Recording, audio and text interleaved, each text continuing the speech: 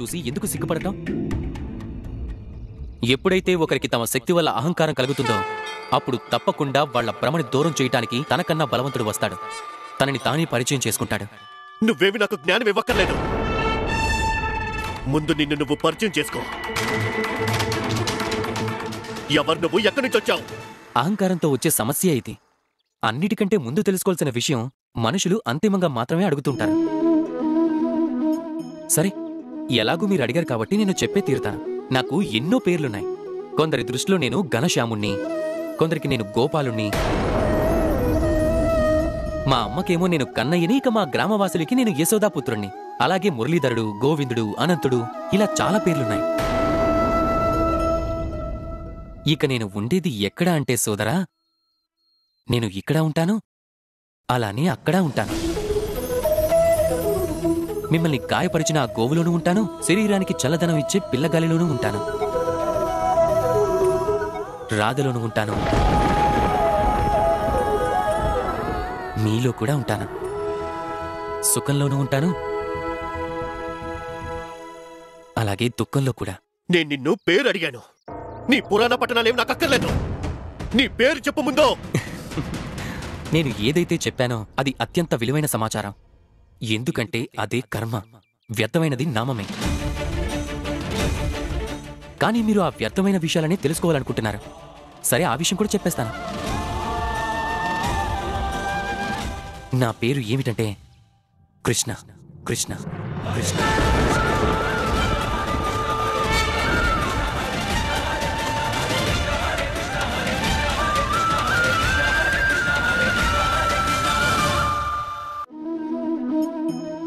భయం. భయం అందరిలోనూ ఉంటుంది. అది పశువైనా సరే, పక్షైనా సరే, లేదా మనుషులైనా.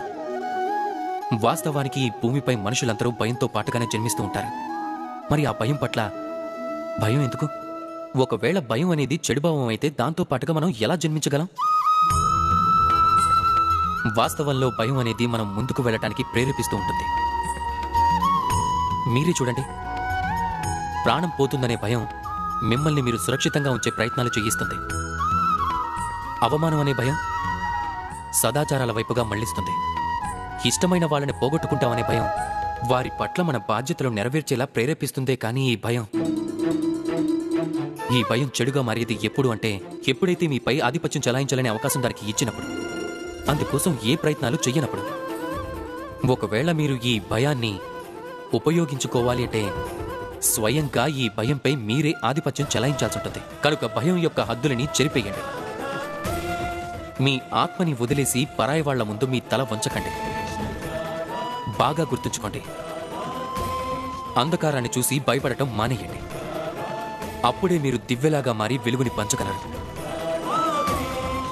రాధా కృష్ణ.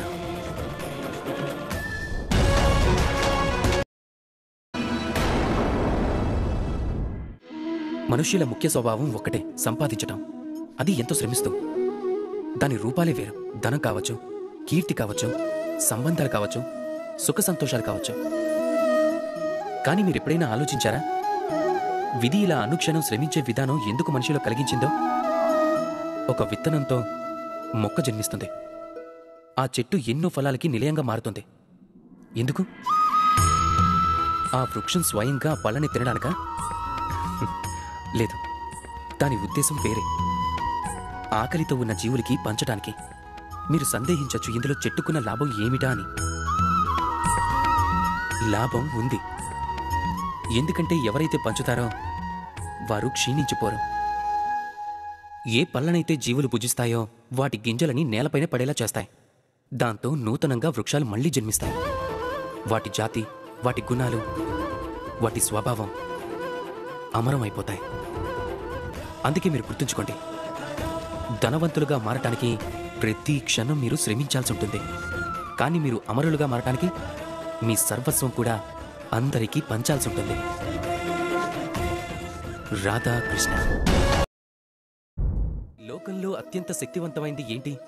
మీలో కొందరు అంటారు శస్త్రాలు అని, మరికొందరు అంటారు శాస్త్రాలని, ఇంకొందరు బుద్ధి అని, ఇంకొందరంటారు బలం అని. కానీ ఇవన్నీ అసంపూర్ణమే. లోకంలో అన్నిటికన్నా శక్తివంతమైనది స్నేహం. ఎవరైతే నిజమైన మిత్రులను పొందుతారో వాళ్లే అసలైన ధనవంతులు. మీరు కష్టాల్లో ఉన్నప్పుడు స్నేహం శస్త్రంగా మారి సహాయం చేస్తుంది. మీరు దారి తప్పినప్పుడు స్నేహం శాస్త్రంలా మారి మీకు మార్గం చూపుతుంది. ఏదైనా కుట్రలో చిక్కుకుంటే బుద్ధిగా మారి బయటికి తీస్తుంది. ఒంటరిగా మారినప్పుడు మమతలా తోడుగా ఉంటుంది. లోకంలో ఏదైనా సంపాదించాలి అనుకుంటే అది ధనం కాదు, స్నేహాన్ని సంపాదించండి. అలాగే గుర్తుంచుకోండి. ఒకవేళ ఈ లోకంలో స్నేహం చెయ్యటమే మీ అతిపెద్ద బలహీనత అయితే అప్పుడు మీరు ఈ లోకంలోనే అత్యంత శక్తివంతులవుతారు. రాధాకృష్ణ. మానవజాతి ఆవిర్భావం జరిగిన నాటి నుండి ఆ రోజు నుండే యుద్ధం కూడా అస్తిత్వంలోకి వచ్చింది. యుద్ధం కొన్నిసార్లు ధనంపై ఆరాటంతో ఎదురవుతూ ఉంటుంది. కొన్నిసార్లు రక్షణ అనే ఆయుధంలో కనపడుతుంది. కొన్నిసార్లు విజయదాహం తీర్చుకోవటానికి, ఇంకొన్నిసార్లు పరాజయాన్ని అధిగమించడానికి. కానీ ఇందులో వాస్తవం ఏమిటి అంటే, ఒకవేళ మీరు ముందుకు వెళ్ళాలి అంటే అవరోధాలతో యుద్ధం చేసి తీరాల్సిందే. కానీ యుద్ధానికి సిద్ధంగా ఉండటం అంత అవసరమేమీ కాదు. ఇందులో అన్నిటికంటే ముఖ్యమైన విషయం ఏమిటి అంటే, యుద్ధాన్ని ఎలా అధిగమించాలో తెలియటం. పోరాటంతో అవసరం లేని యుద్ధమే నిజంగా సఫలీకృతం అవుతుంది. యుద్ధంలో విజయం సాధించి మీరు మీ గౌరవాన్ని పెంచుకోవచ్చు, కానీ మీ బలాన్ని కోల్పోతూ ఉంటారు. అందుకే సాధ్యమైనంత వరకు యుద్ధాన్ని అధిగమించండి. శక్తిని సంగ్రహితం చేసుకోండి. అప్పుడే ఈ యుద్ధం ధర్మంలా మీకు ఎదురైనప్పుడు మీరు దాంతో పూర్తి బలంతో పోరాడగలరు. రాధాకృష్ణ. నాట్యం. నేనైతే ఈ మనసు అనేది నిజంగా చాలా విచిత్రమైనది. శరీరంలో ఇది ఏ చోట ఉంటుందనేది ఎవ్వరికీ తెలియదు. కానీ సంపూర్ణ శరీరం ఈ మనసు కోరికల్ని పూర్తి చేయడానికి తన ప్రయత్నాలు తను చేస్తూ ఉంటుంది. ఒకవేళ మనసుకి ఏదైనా తినాలి అనిపిస్తే మనిషి తన ఆకలిని తీర్చుకునే మార్గాల కోసం వెతుకుతూ ఉంటాడు. ఒకవేళ మనసు ఎవరినైనా శత్రువుగా భావిస్తే ఆ మనిషి తన శత్రువుని నాశనం చేయడానికి అన్ని విధాలుగా ప్రయత్నిస్తాడు. ఒకవేళ మనసు ఎవరినైనా ప్రేమిస్తే వాళ్ల సంతోషం కోసం ఎంత దూరం వెళ్లటానికైనా సిద్ధపడతారు. కానీ జీవితం సుఖమయం అవ్వాలి అంటే అందుకోసం మన మనసు ఖాళీగా ఉండాలి. ఈ పిల్లన గ్రోవిలాగా లోపల ఏ రాగం కానీ ద్వేషం కానీ ఏమీ ఉండదు. అందుకే గాలి ఊదగానే స్వరం బయటకొస్తుంది. ఈ ప్రకారంగానే మనసుని భావనల నుండి దూరంగా ఉంచటం చాలా అవసరం. గుర్తుంచుకోండి, మనసులో భారం పెట్టుకుని జీవిస్తే మీరు మనశ్శాంతిగా జీవించలేరు. రాధాకృష్ణ.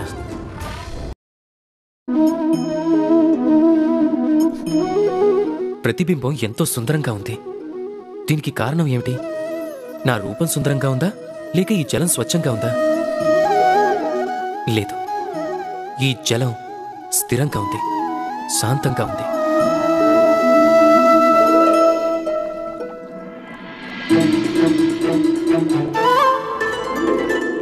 మీకు అంతరం కనపడుతుందా? జలంలో మార్పు లేదు, రూపం కూడా అదే. కానీ ఇది స్థిరంగా లేదు, శాంతంగా లేదు.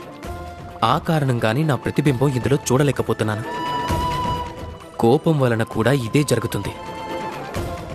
ఒకవేళ మీరు స్థిరంగా ఉంటే, శాంతంగా ఉంటే, అప్పుడు మీరు మీ యొక్క ఆత్మని చూస్తూ, వింటూ అర్థం చేసుకోగలుగుతారు. కానీ ఈ కోపం ఈ ఆత్మ పిలుపుని పూర్తిగా కమ్మేస్తుంది. అందుకే మీ కోపాన్ని అదుపులో ఉంచుకోండి. లేదంటే మూర్ఖత్వం వల్ల జన్మించే ఈ కోపం అనేది మిమ్మల్ని పశ్చాత్తాప అంచుల వరకు తీసుకెళ్లొచ్చు. రాధాకృష్ణ. ప్రేమ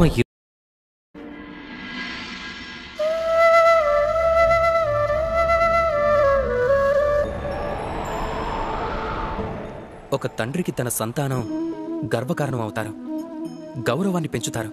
ఆ సంతానానికి తండ్రి ఆదర్శప్రాయుడుగా ఉంటాడు, ప్రేరణ అవుతాడు. మాటల్లో చెప్పకుండానే వారసులకి ఏం కావాలో తండ్రి తెలుసుకుంటాడు, వాటిని పూర్తి చేయడానికి ప్రయత్నిస్తూ ఉంటాడు. మరోవైపు సంతానం తమ తల్లిదండ్రులు గర్వపడేలా చేయటం కోసం ప్రయత్నిస్తూ ఉంటారు. కానీ ఈ బంధం ఒక స్థాయి వరకు వచ్చి విడిపోతుంది. అప్పుడు ఆ సంతానం తమ స్వంత నిర్ణయాలతో జీవిత భాగస్వామిని ఎన్నుకుంటారు. ఎందుకు?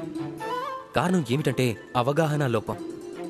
వారసుల వివాహ విషయానికి వచ్చేసరికి తల్లిదండ్రులు అనుకుంటారు తమ పిల్లలని అడగాల్సింది ఏముందని, వాళ్ళకి అనుచితం జరిగేలా మేము ఆలోచించలేమా అని.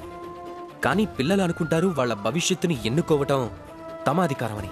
ఒకరి నిర్ణయాలు ఒకరిని బాధించినా ఎవరూ ఎవరితో పంచుకోరు. చెయ్యాల్సింది ఒకటే, తల్లిదండ్రులు పిల్లలపైన స్నేహభావంతో వాళ్ల కోరిక ఏమిటో అర్థం చేసుకోవాలి. అలాగే పిల్లలు కూడా అదే విశ్వాసంతో తల్లిదండ్రుల యొక్క విశ్వాసాన్ని నమ్మాలి. ఒక్కసారి ఇరువురు చర్చించుకుంటే వర్తమానం భవిష్యత్తు రెండూ బావుంటాయి. అలాగే మనసు ఎంతో సంతోషంగా చెప్తుంది. రాధా కృష్ణ. నిజమే కదా రాధా? అలాంటిదేం లేదు కృష్ణ. ప్రేమంటే ఏంటో నాకు తెలుసు. ఏంటి? ప్రేమంటే ఏంటో నీకు తెలుసా? అయితే ప్రేమంటే ఏంటో చెప్పు. రహస్యంగా కలవడం పన్నాగం అవుతుంది, ప్రేమ కాదు. నాకీ ప్రేమపై విశ్వాసం లేదు. నాకు అమ్మ నాన్నల పైనుందే అది నిజమైన ప్రేమంటే. నా సోదరుడిపై ఉన్న ప్రేమ కూడా. అర్థమైందా మీకు? నా సఖి రాధా ఏం చెప్తుంది అంటే తనకి ఏదైనా సంబంధం ఉన్న వాళ్ళని మాత్రమే ప్రేమిస్తానని. అదేగా నువ్వు చెప్పాలనుకున్నావు రాధా? అవును, ప్రేమ మనకి ఏదైనా సంబంధం ఉన్న వాళ్ళ పైన ఏర్పడుతుంది. సత్యం, ఈ పాఠం మాకు మా గురువులు అలాగే మా అమ్మా నాన్న నేర్పారు. ఏంటి సోదరా, ముసలివాళ్లైన అమ్మా నాన్నలని అలాగే గురువులని ప్రేమ పాఠాలు చెప్పడానికి తీసుకొస్తున్నారు? ప్రేమకి నిర్వచనం, దాని మార్గం, దాని లక్ష్యం, ప్రేమ యొక్క శాస్త్రాలు పూర్తిగా భిన్నం. ప్రేమ అనేది చాలా కఠినమైన శాస్త్రం, చాలా సులువైనది కూడా. ప్రేమ ఇరువురు ఒక్కటవటం అనే బీజంతో జన్మిస్తుంది, విరాహ తపనలో పెరుగుతుంది, కన్నీళ్లతో ముందుకెళ్తుంది. ఇది విద్యాలయానికి చెందింది కాదు, హృదయం చెప్పే శాస్త్రం. కృష్ణ, అసలు నువ్వు ఉండయా? అవునా? మనలో ఇలా ఎవరు ఉండి ఉండరు. వృక్షాలని ఎప్పుడు చూడనివారు, వృక్షాలపై ఉన్న పక్షులని చూడనివారు, ఈ పక్షుల పిల్లలని చూడనివాళ్ళు, ఈ పక్షులు తమ చిన్న చిన్న పిల్లలకి భోజనం తినిపిస్తుండడం చూడనివాళ్ళు. లోకంలో అంతకన్నా ఆప్యాయకరమైన దృశ్యం ఇంకేదీ ఉండదు. పక్షులు ఎంతో దూరం నుండి ఆహారపు గింజలు తీసుకొస్తాయి. స్వయంగా భోజనం చేయడానికి బదులుగా వాటి పిల్లలకి తినిపిస్తూ ఉంటాయి. అవి ఆకలితో ఉంటాయి, నిస్వార్థంగా, నిష్కల్మషంగా. ఎప్పుడైతే పిల్లలకి రెక్కలు వస్తాయో వాటికవి ఎగరటం నేర్పిస్తాయి. తర్వాత వాటి జీవితం అవే గడిపేలా స్వతంత్రాన్ని వాటికి అందిస్తాయి. ఈ ఆకాశంలోకి ఎగిరిపోవటానికి. కానీ మనుషులుగా మనం ఏం చేస్తున్నాం? పిల్లలని మనం కూడా పక్షుల్లాగా ఎంతో ఆప్యాయంగా పెంచుతున్నాం. కానీ రెక్కలు రావడంతోనే వాళ్ళని బంధించేస్తున్నాం. ఎక్కడ వారు ఎగిరిపోతారో అన్న ముందు చూపుతాం. అంటే దాని అర్థం తల్లిదండ్రులకు పిల్లలపై ప్రేమ లేదని కాదు, తప్పక ఉంటుంది. కానీ ఇక్కడ ప్రేమపై మోహం అనే మాయ కమ్మేస్తూ ఉంటుంది. అదే తమకి తమ పిల్లల భవిష్యత్తుకి మధ్య అడ్డంకిగా మారిపోతుంది. మనం కేవలం జన్మదాతలం అని మర్చిపోతాం, అలాగే భాగ్య విధాతలం కాదు అని. ఎప్పుడైతే ప్రేమపైకి మోహం వచ్చి చేరుతుందో అది ప్రేమ కాదు, అది స్వార్థంగా మారిపోతుంది. అందుకే ప్రేమకి చేరువుగా ఉండండి, మోహాన్ని దూరంగా ఉంచండి. ఎందుకంటే ఎవరినైతే ప్రేమిస్తారో మనం వాళ్ళ వికాసాన్ని అడ్డుకోకూడదు. రాధా కృష్ణ. నేనొక ఇక నా జీవితంలో కొన్ని క్షణాలే మిగిలున్నాయి. ఇప్పుడైనా నిజం చెప్పు రాధా.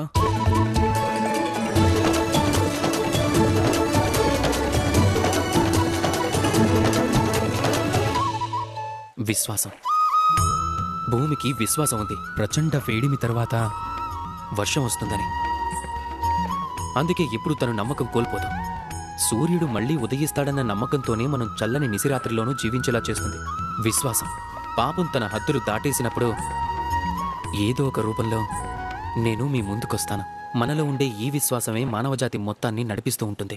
చెప్పడానికి ఒక్క క్షణం పడుతుంది, ఆలోచించడానికి కొన్ని గడియలు పడతాయి, అర్థం చేసుకోవటంలో కొన్ని మాసాలే గడిచిపోతూ ఉంటాయి. కానీ నిరూపించాలి అంటే ఒక జీవితం కూడా ఎవరికీ సరిపోదు. మీపై మీరు విశ్వాసం ఉంచండి, మీ కర్మలపైన విశ్వాసం ఉంచండి, ప్రేమపైన విశ్వాసం ఉంచండి. జీవితంలో సుఖం తప్పక ప్రాప్తిస్తుంది.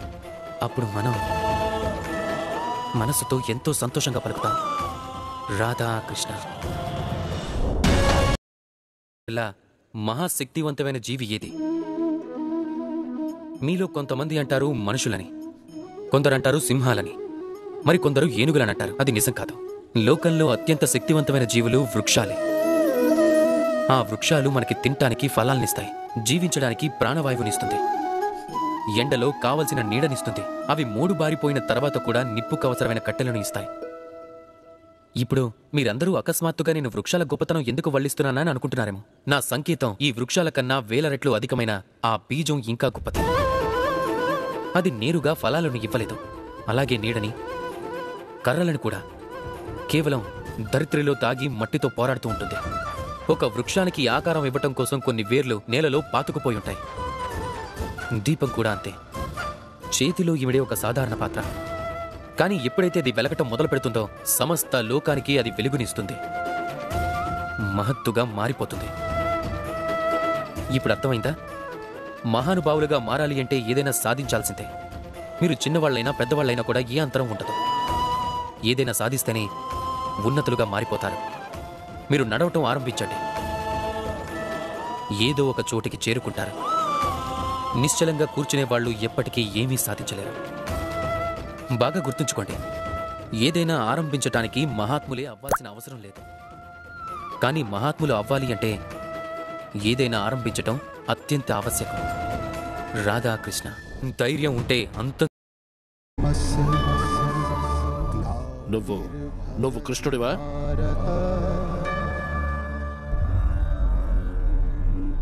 తేజోవంతుడివి, నిర్భయస్తుడివి కూడా. తప్పకుండా ఆ బాలుడివి నువ్వే. నీ గురించి ఆ భవిష్యవాణి చెప్పే ఉంటుంది. ఒకవేళ నీ చేతుల్లో కంసమహారాజు మృత్యువు నిశ్చయమై ఉంటే ఇప్పటి వరకు తను ఎందుకు అంతం చేయలేదు? నువ్వు మౌనంగా ఎందుకు దాక్కున్నావు? సమయం. కాలచక్రమే సర్వం నిర్ణయిస్తుంది. వరి పైరు మొలకెత్తటానికి పెద్ద సమయం పట్టదు, కానీ అవి కోతకి ఎప్పుడు గురవుతాయో తెలుసా? ఆ ధాన్యం పండిన రోజు. కంసుడి పాపాలు పండటానికి ఇంకా సమయం మిగిలి ఉంది, కానీ తన పాపాలకి ప్రాయశ్చిత్తం అనుభవించడానికి ఎంతో సమయం మిగలలేదు. నీతులు చెప్పొద్దు బాలక. మేము నిన్ను అంతం చేసే పరిస్థితికి తీసుకురావద్దు. మర్యాదగా ఆత్మార్పణ చేసుకో. మీకు సత్యం తెలియచేయటం నా కర్తవ్యం, కానీ మీరు వినటం లేదు. పర్వాలేదు, సాహసం ఉంటే నన్ను అంతం చేసి చూపించండి.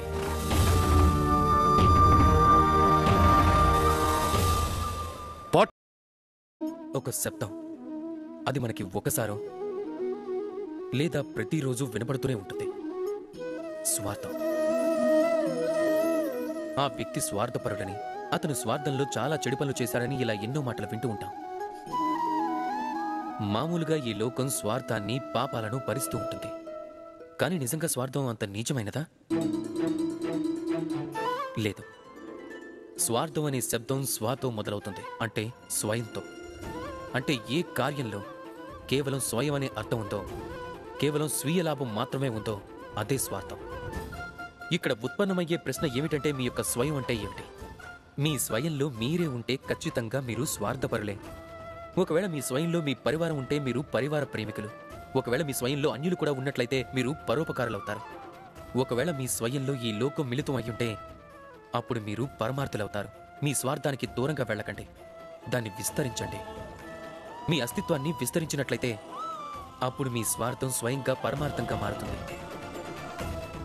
రాధాకృష్ణ. నాకు కూడా అలాగే అనిపిస్తుంది. కృష్ణుడి ప్రేయసి మాత్రమే తనని ఆపగలదని.